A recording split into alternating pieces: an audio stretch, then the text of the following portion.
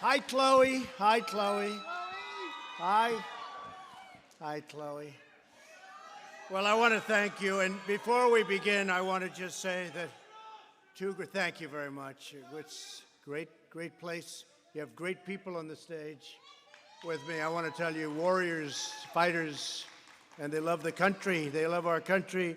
I want to just start, though, by saying two brave firemen, as you know, died last night in Porterville, and we just want to pay our respects to them. I heard they were two great people with incredible families, and I just want to pay my respects to their families and friends.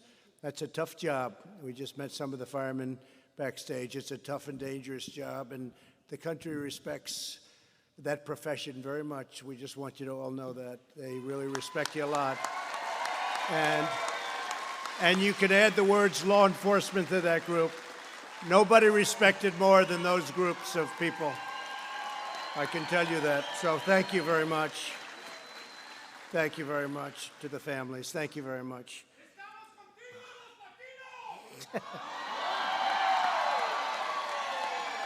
And we're doing well with you. Thank you. We just had a poll that says we're doing very well. Thank you. That's great. Appreciate it. We love you too. And I want to thank Kevin and hello to Bakersfield. I've heard a lot about Bakersfield.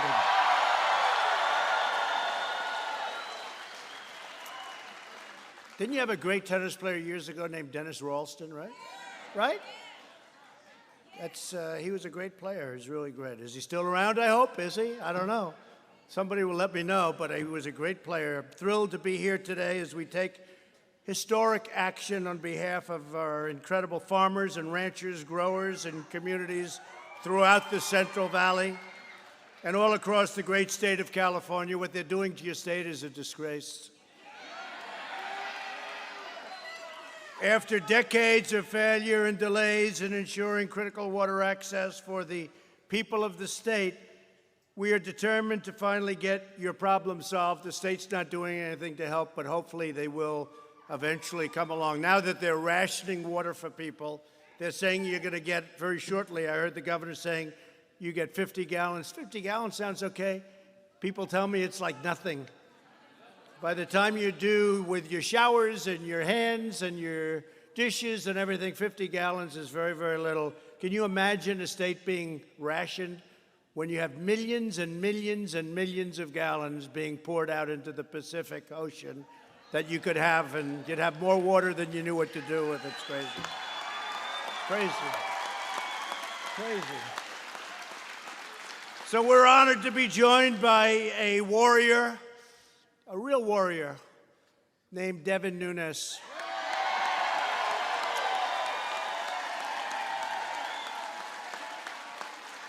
And Elizabeth, thank you, because you have to put up with it, Elizabeth, wherever you may be. But Mrs. Nunes is here, and she's a fantastic woman. But Devin has been from day one, from the day I met him. And, you know, this all started because I was driving up. What was the highway, Devin, that we were driving by? 99. Does everyone know 99? And I kept saying, Devin, why are these fields all brown and they look like desert? They look like they were starved. It's too bad you have a drought. And then I'd see little patches of the most beautiful land I've ever seen. And then I'd go to the next and I'd see acres and acres of brown, really dry, horrible looking stuff. And then I'd see a patch of the most beautiful farmland I've ever seen. I said, what's going on? It's too bad you have a drought. He said, no, we don't have a drought. They won't allow us to have water in the state of California. That's how this all started. Believe it or not, that's how I really got to know Devin Nunes. Then he became a hero because he found out what was going on in government, and he found out about the hoax and the witch hunt and all of the horrible things that have gone on. But we really got over the fact that I said, boy, that's a beautiful area, but why is everything else barren? And it's because of water. You send millions and millions of gallons out. And we have now given full permission that you don't do that anymore. We have given, and the hard permits were, by the way, the federal permits. The state could do this with a flick of the governor's hand, and we hope that he's going to do it because it makes so much sense. But I want to thank Devin for being an incredible warrior. And likewise, Kevin McCarthy.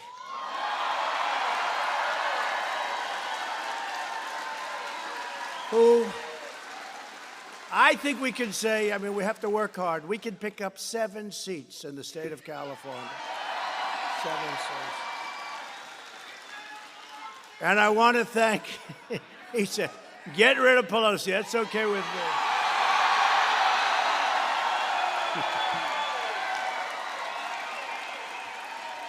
A lot of people agree. Look what's happened to San Francisco. So sad what's happened when you see a slum where it's a slum. It's worse than a slum. There's no slum like that. What they've done to San Francisco is a crying shame. And it's something that we're going to do something about, because if they don't fix it up, clean it up, take care of the homeless, do what they have to do, but clean up their city, the federal government's going to have to step in. We're going to do it in Los Angeles and San Francisco. And I want to thank Judy, because she has to put up with these long hours that he works. Where is Judy?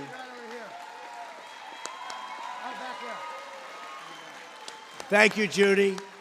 Thank you, Elizabeth. Thank you both. What you have to put up with long hours, but you know, the people appreciate it. They really appreciate it, because there's nobody doing a better job than these guys. And really, 2 of you. You also have somebody here who's another warrior. He's a warrior in the waiting. He's been successful all his life, and he's running for the 21st Congressional District, David Valadao.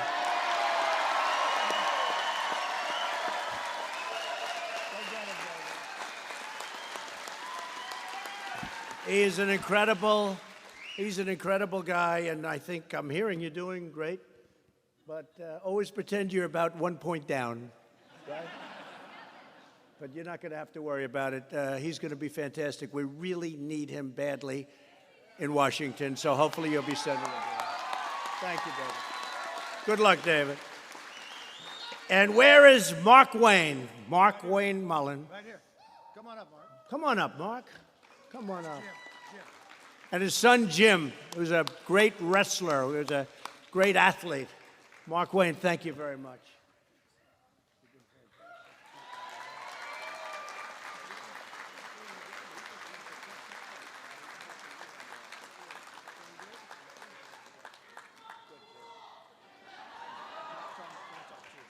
Yeah, the wall is being built. You know, we're up to 122 miles. 122 miles. And you'd think that money, that was not easy, but we got the money and we're building it, and we won a lot of cases in court. We were sued all the way along the line, and we're up to 122 miles. In a very short time, we'll be over 500 miles. It's already had a tremendous impact. So the wall is moving along. But I want to thank you, and Jim, thank you very much. Stay up here, okay? Because I'm going to be signing a very important piece of legislation that is going to give you a lot of water and a lot of dam and a lot of everything, and you'll be able to farm your land, and you'll be able to do things that you never thought possible. And it is true, though, I think, Devin, you can say, I really looked, I'll never forget. It's so bad. I said, gee, it's so bad. I never knew the drought was so bad. He looked at me like, what are you talking about? There's no drought. We have so much water, we don't know what to do with it. And this would take care of Los Angeles. It would take care of everything. You'd have more water than you knew what to do. You wouldn't have to be rationing water.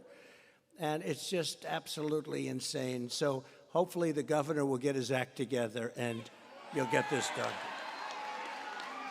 I also want to thank, we have many, many state and local officials with us, including a lot of the law enforcement, the firemen, finer men and women, and we appreciate it all very much. Thank you. Yeah.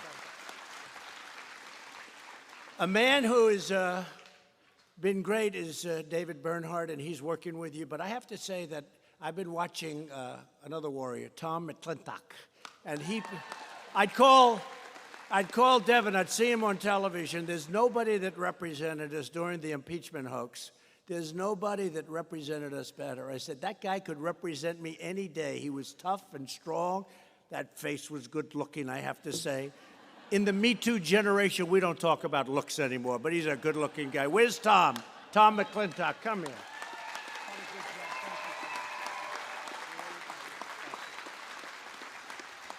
He was fantastic.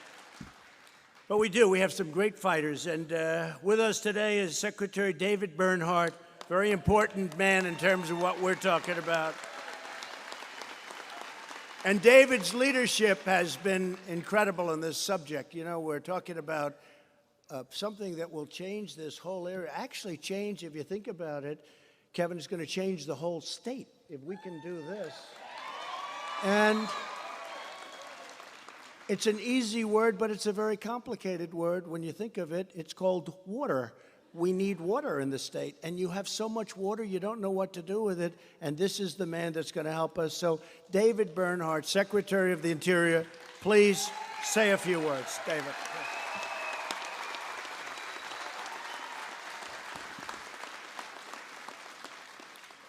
Good afternoon.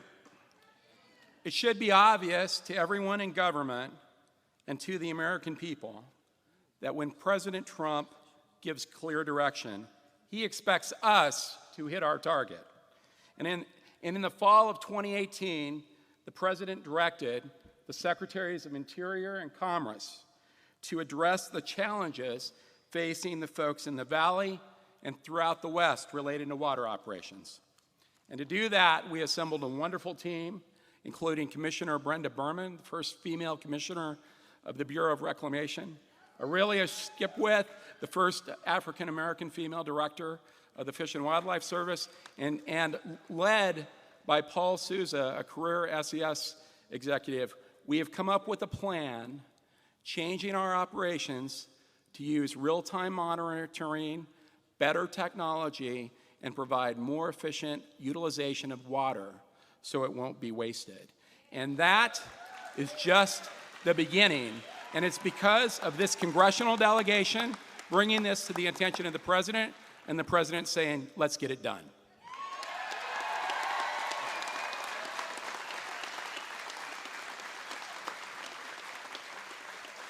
Come on up, David. Come on up. You're going to be a congressman soon, so let's get him up here. Come on, David. Thank you very much.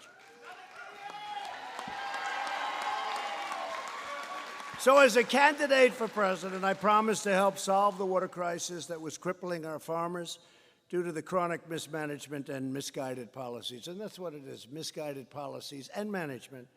For too long, authorities have needlessly flushed millions and millions of gallons of fresh, beautiful, clean water from up north straight into the Pacific Ocean. It's nothing for the Pacific Ocean. You know what it means? Like nothing. We're talking about the Pacific. I think they think we're helping the Pacific. It's like a drop. It's like a drop. But it can help us to a level that nobody can believe. On the basis of old science, obsolete studies, and overbearing regulations that had not been updated in many, many years, and sometimes for decades. The resulting miscalculation and misallocation of water help turn natural droughts into man-made catastrophes. I mean, it's really a catastrophe when you think you have farmers that own land, that are paying taxes on the land, that aren't allowed to farm your land. They're actually taking away your land. You think about it. And that's the state, because the federal government, we've done our part. That was supposed to be the hard part. We got it done fast. Commerce worked fantastically with you, David. I know that, right? We got it done fast. To confront this problem, in 2018, I ordered the administration to update the outdated scientific research and biological opinions that help to determine water allocation right here in the state of California. In other words, how much water is available for agricultural producers, communities, for all of the people that live in your great state. Although a lot of people speak badly of your state. I love your state. I understand your state. You have the potential like no place else, but you need the right government. You need the right governor. You need the right governor. Please so much. You know, I was explaining on the way in, cars. You could build a car for $3,500 less. It would take a tiny bit more, just a glass of fuel more, but that will take many cars off the road because people would be able to buy many cars that are obsolete, that are what they call gas guzzlers. The new car would be safer because it would not be made out of paper mache, because it would be allowed to be a little bit heavier. It would be a little stronger. It would be safer. It would cost you $3,500 less. And because of your rules and regulations in California, we'll end up in a court case with you, Governor. It's so crazy. We're already in a court case over a train,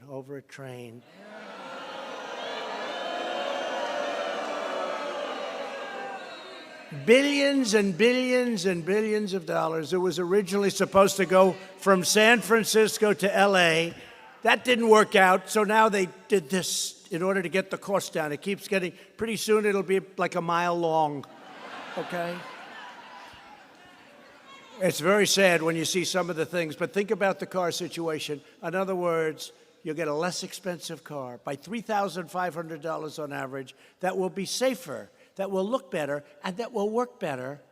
And you'll get a lot of gas guzzlers off the market because people are going to be able to afford, and they're going to want this car because it's a better car. And we're going to have to fight it out in court, but we'll win. We always win. Today, I'm pleased to announce that this update is complete. We've done the full, complete update on water and water allocation. A major obstacle to providing more water for the region's farmers has now been totally eliminated by the federal government. I mean, the federal government is very tough to deal with. We got it done very quickly. And at the request of Devin and Kevin, and it works out well, Devin and Kevin. But they're very similar people. They're tough, thank you. But we got it done, and we got it done fast. And you also worked with some of the other congressmen and women. We had a lot of help from a lot of the women that worked with us. And I'll tell you, we're very proud of the job we did. Now we can do it very quickly if we can get the state to move. And you can take away the water allocation for people, the 50-gallon going down to 42, 43-gallon. Throw it out the window. You don't have to worry about it anymore. What a difference that would be, right? Going forward, we'll use the latest science and most advanced technology to monitor and adjust water distribution in real time, ensuring that the environment remains protected while directing as much water as possible, which will be a magnificent amount, a massive amount of water for the use of California farmers and ranchers and all of these communities that are suffering from a lack of water. You can't water your grass. We don't have the water. And yet you look and you see the millions and millions of gallons being just wasted and poured into the great ocean. We want to make sure that you get the water that you really are paying for by being citizens and paying taxes and all of the things that you do. You deserve water, and you have the water. There are communities that don't have water. You have the water. This is an easy one. Here with us today is Jenny Holterman, a fourth-generation almond farmer from right here in Kern County. Jenny, please come up and say a few words. Jenny? Where's Jenny? Come on up, Jenny.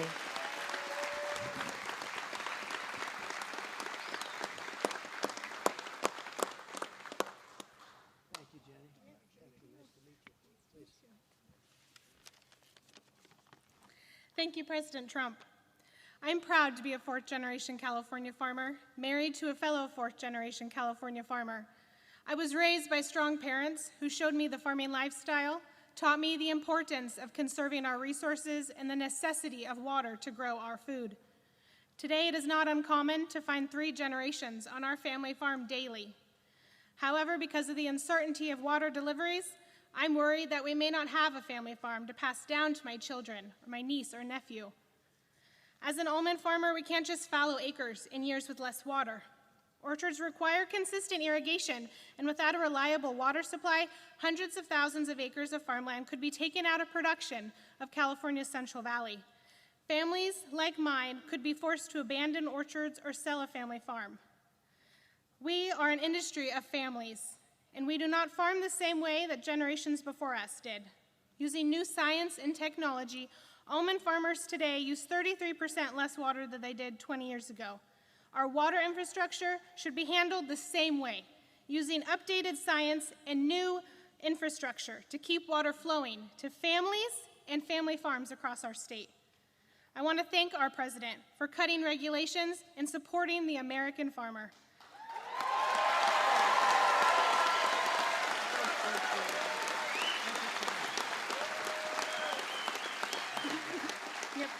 President Trump is fighting for farmers with our best interest in mind, and he was working to bring water back to the Central Valley. Thank you.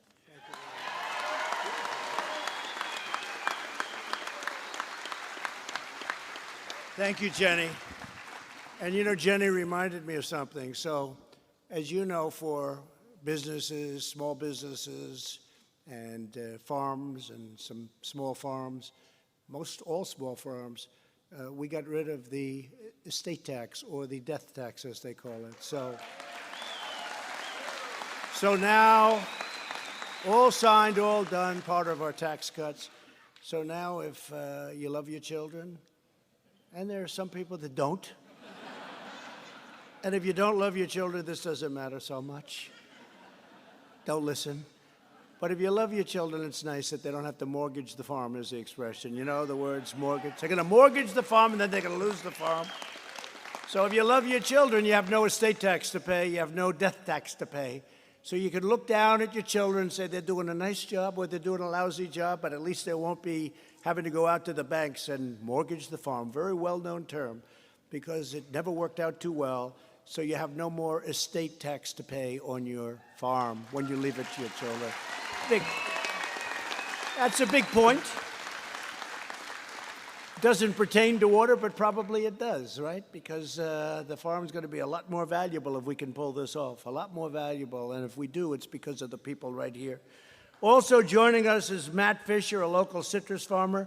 Matt, please come up. Matt.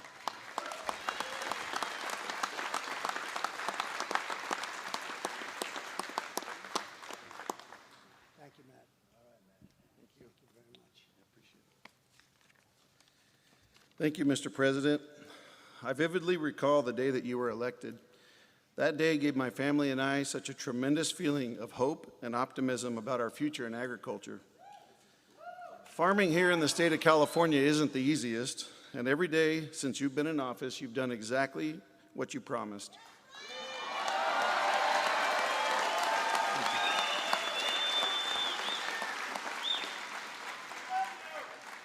You came to California and sought to understand our water issues.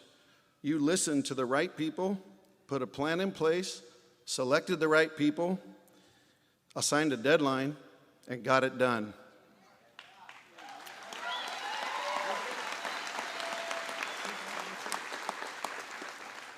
These biological opinions and the balance that they will bring to the water that falls on this state will bring certainty not only to my family and our employees, but several other families that farm here in the state of California.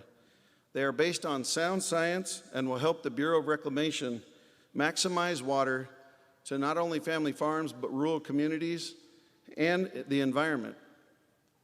Your leadership on updating these biological opinions will bring significant relief to my family and will save literally thousands upon thousands of acres of citrus from being left to die.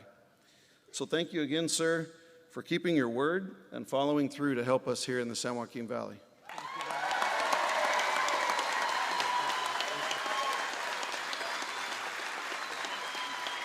Thank you, Matt. And you have to know that this meeting, Kevin was just saying, was set up long before Devin and Kevin set it up, long before we heard that Mini Mike hates the farmer. Long before we learned about his hatred of the farmer, disrespect of the farmer. So I don't know. I don't think he's going to be the candidate anyway, to be honest with you. We'll have to start working on Crazy Bernie pretty soon. But it was set up a long time before that. We just found this out about 2 days ago. On top of regulatory failures, California has not built any major water storage infrastructure since 1979, even as the state's population has increased by nearly 70%. Think of that. In the past decade, the cost of water increased by 127% in San Francisco alone, and over 70% in Los Angeles. And you can't even get it. Hundreds of thousands of acres of once beautiful green farmland became bone dry.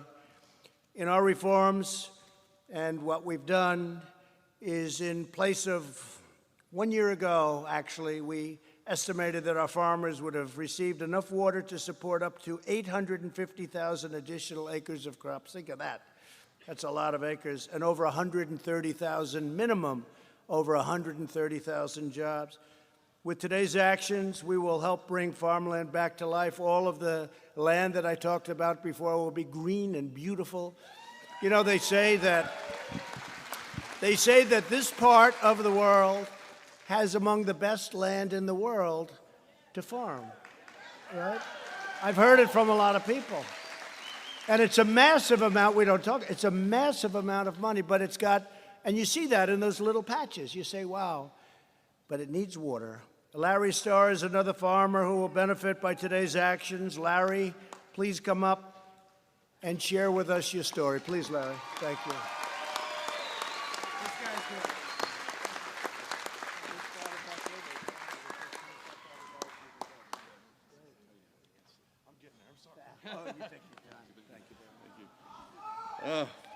Wow.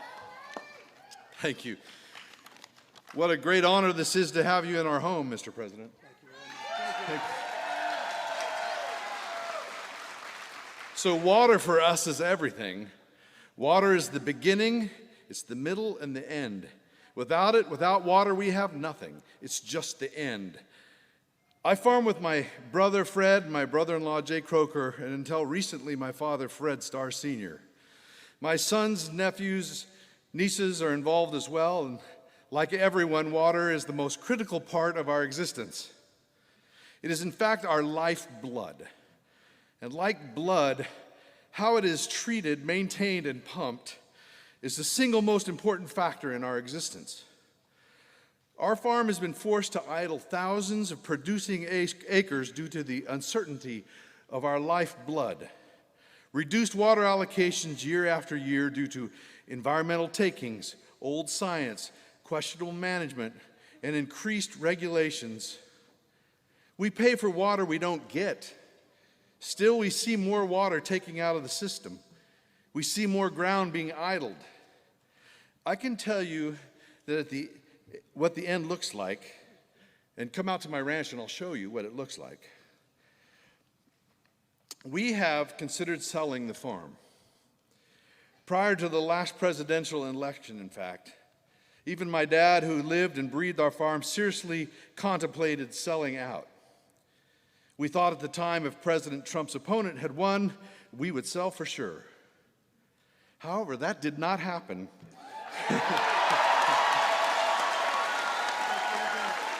And you were elected, Mr. President. And after that, if we even mentioned selling, my dad would go ballistic. He would say, "Not now." He said, "President Trump is going to get things done." He said, "He's our hope." Yeah.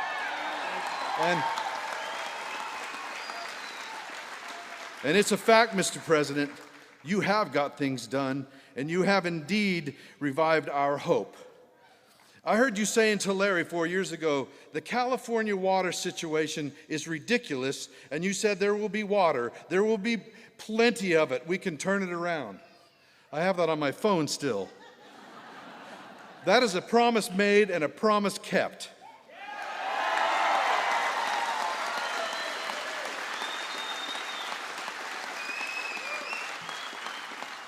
I know that we have had water warriors fighting for us for a long time, working hard for us, fighting for these new regulations that are based on best science, using real-time conditions in the Delta, maximizing Delta water exports while protecting threatened or endangered species in the Delta and protecting the environment. That is a win-win, right? Congressman McCarthy, I just want to thank you for your leadership and your friendship, and Congressman Nunes, same thing, and I know David was involved earlier, and Congressman McClintock. We just, these people were working on this before, and they were working, and, I want to mention also Ernest Conant and Paul Souza, who were intricately involved with making these changes, but they have been working on this issue for a long time, and they were looking for traction. They were looking for some kind of change. And I can tell you, traction was found in 2016 when President Donald Trump was elected.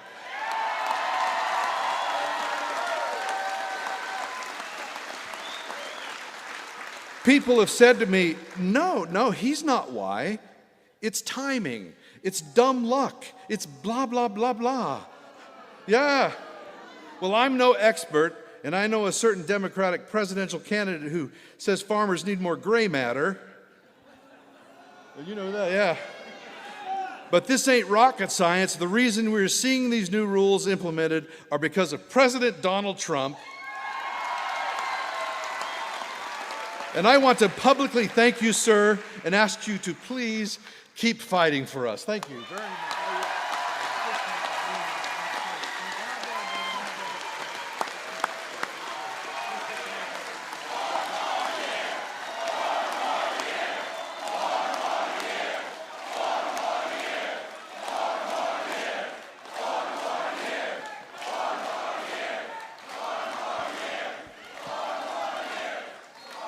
Thank you, Larry. He could be running for politics one of these days, huh? I tell you, he could do a job. All of you, thank you very much. That was fantastic. But it's so easy. It's common sense. You know, Larry just said it's common sense, and it is common sense. And all we need is a governor, and we can be nice to him. We can be rough with him. We can do whatever we have to do. I'd love to be nice to him. It's all common sense. Remember I said forest management? You don't need all these forest fires. It's management. I said forest management. It's the same thing here. This is even easier. This is even easier. Just have the valve go in a little different direction, okay? This one's easy. I can't imagine why they wouldn't do it. Someday you'll explain to me politically why that's good, that you're rationing water when you have so much water. And it is. It's different if you had a drought. You don't have a drought. You have tremendous amounts of water. So maybe we can get the governor to come along and really be friendly on this one and get it done. Huge numbers, too. Forgetting about human lives, forgetting about businesses. This is tremendous amounts of money coming to the state, coming to the farmers. Your farmers would be doing much more business. Somebody said it would be the largest farm area anywhere in the world if we allowed you to have the water to irrigate and to give you a little. You need the water. You need water. It's really simple. And you have the water. You just need a signature. You're going to have one today. And that was the tough one. Right, Tom? That was the tough one. The tough one was this one. The tough one to get was the federal government. But you got that. And you really had it a couple of months ago, but you have it today officially. So from the beginning, the Trump administration has delivered for our great farmers. We love our farmers. Under the previous administration, net farm income plummeted by 20%, and under my administration, net farm income has increased by over 50%.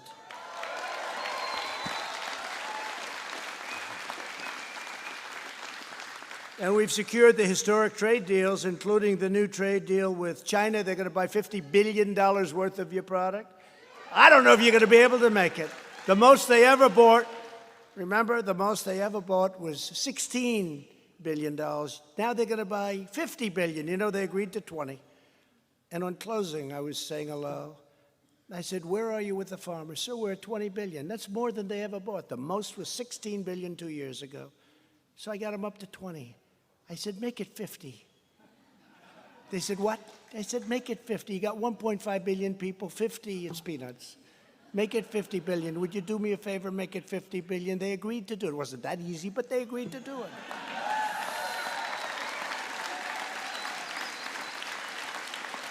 See that beautiful tractor over there and the beautiful tractor? I said, you got to get bigger tractors, that's all. They look like nice big tractors. That's a big tractor right back there. You got to get bigger tractors. You got to buy a little more land. So Larry, instead of selling your land, buy some more, okay? You know, buy a little more land. But no, they're going to increase it. So think of it. If they go to 40 to 50 billion dollars, you're talking about a whole different industry. Plus, I got Japan for $40 billion. You saw that? We signed that deal 4 months ago. South Korea now is a big buyer. We signed that deal. And the big one is the USMCA. That's Mexico and Canada. And now you're going to be treated with respect. You were treated pretty badly. You had tremendous tariffs going in. As example, on dairy products, you had a 287% tariff going into Canada. but we took care of it. We virtually eliminated all of the taxes and all of the problems that the farmers were having, and I'm very proud to do it. Very special people. And when I was negotiating the farm deal, I told this to Kevin. You know, some people complain, not the farmer. They were going up, fake news CNN was putting microphones in your face and saying, isn't this terrible? Because China, you know, they're great negotiators, they pulled way back. And the farmers, I tell you, I didn't hear a negative. They said, look, it's very tough, but somebody had to do this. This has been going on for 17, 18 years, really much longer than that, but it's been going on at least for 18 years. The farmer's been hurt. Somebody had to do it. The president's fighting for us, and we're going through a rough patch. But what I did is I solved the patch by getting, we got you $16 billion, and we got you $12 billion from the year before. We took it out of the tariffs that we imposed. People don't say it. They never like to say it, the fake news. But you were hurt the first year by $12 billion. Well, we were taking in tens of billions of dollars in tariff. We didn't get 10 cents forever from China. Now they're paying us 25% on $250 billion, and then more after that. So what I did is I took out the $12 billion. We gave it to the farmer.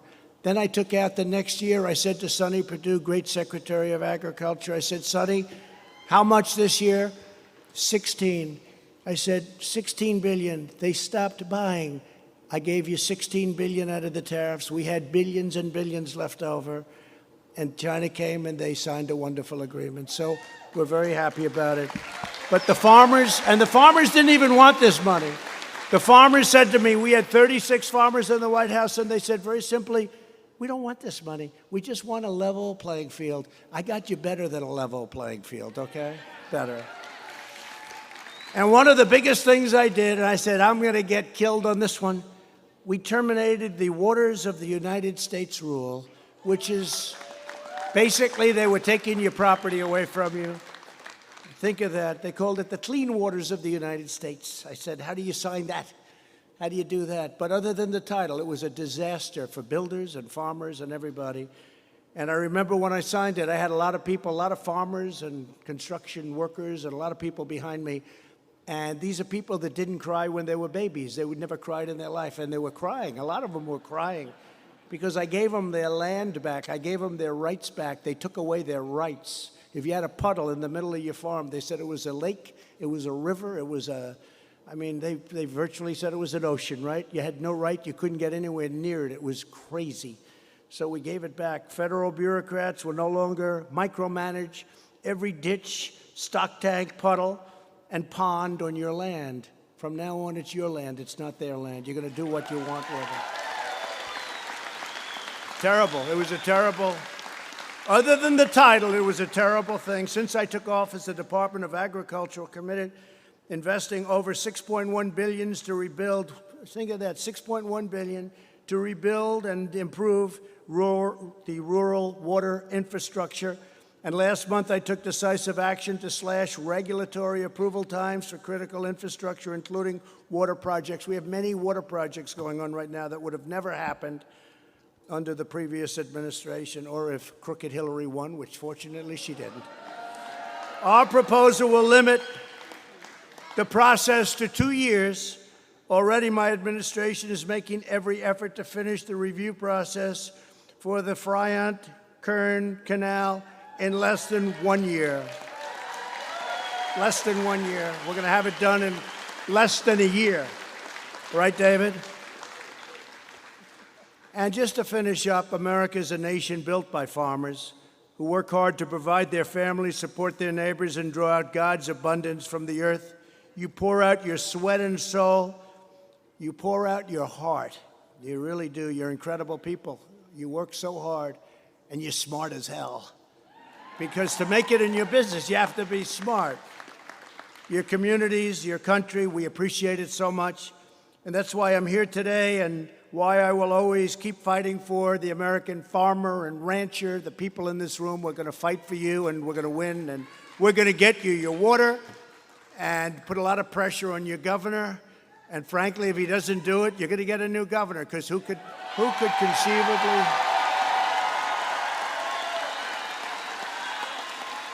Who could conceivably think of somebody that wouldn't do this? So I just leave by saying, God bless the American farmer. God bless America. Thank you. Thank you very much.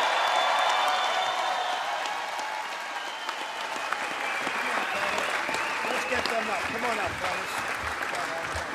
Come on over here.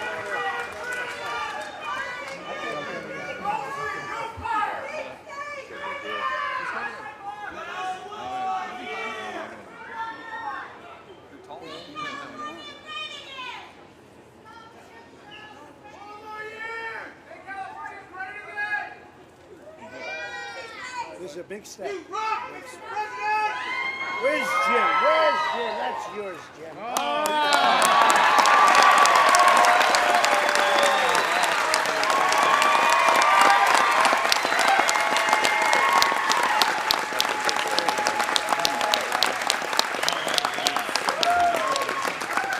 Thank you, fellas. We'll get you some more, too. We're going to have everybody at home. Good luck. Thank you, everybody.